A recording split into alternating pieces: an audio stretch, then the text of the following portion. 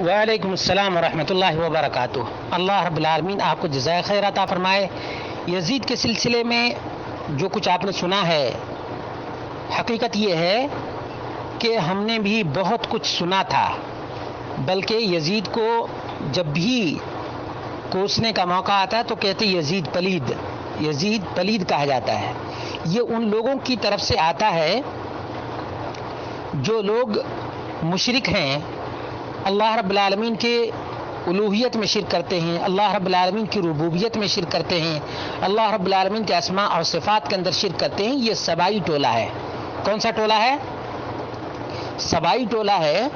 اور اس سبائی ٹولے کے مکر و فریب کو جاننا اور سمجھنا بوجھنا نہایت ہی ضروری ہے۔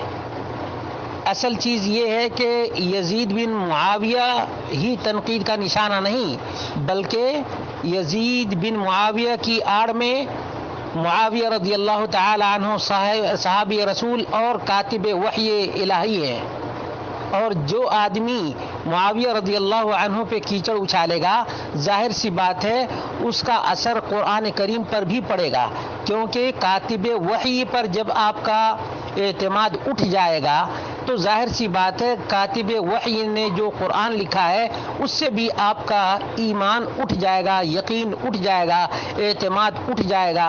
اور اس کے اثرات ہم دیکھ رہے ہیں۔ شیعہ قرآن کریم کو نہ پڑھتے ہیں، نہ پڑھاتے ہیں، اور نہ سیکھتے ہیں، اور نہ سکھاتے ہیں، حالانکہ اللہ کے رسول صلی اللہ علیہ وسلم نے فرمایا خیرکم من تعلم القرآن وعلمہ، تم میں سب سے اچھا آدمی وہ ہے جو قرآن سیکھتا ہے اور قرآن سکھاتا ہے۔ شیعہ رافضی سبائی ٹولہ نہ قرآن سیکھتا ہے اور نہ سکھاتا ہے، کیوں؟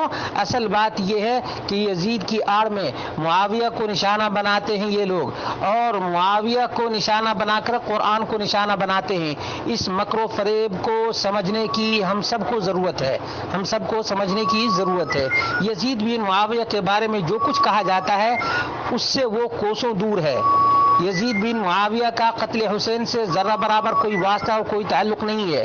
شیعہ کی کتابوں کے اندر یہ بات موجود ہے کہ یزید بن معاویہ نے حسین رضی اللہ عنہ کو قتل نہیں کیا، بلکہ حسین رضی اللہ عنہ کو قتل کرنے والے یہ شیعہ رافضی اور سبائی ٹولہ ہی ہے۔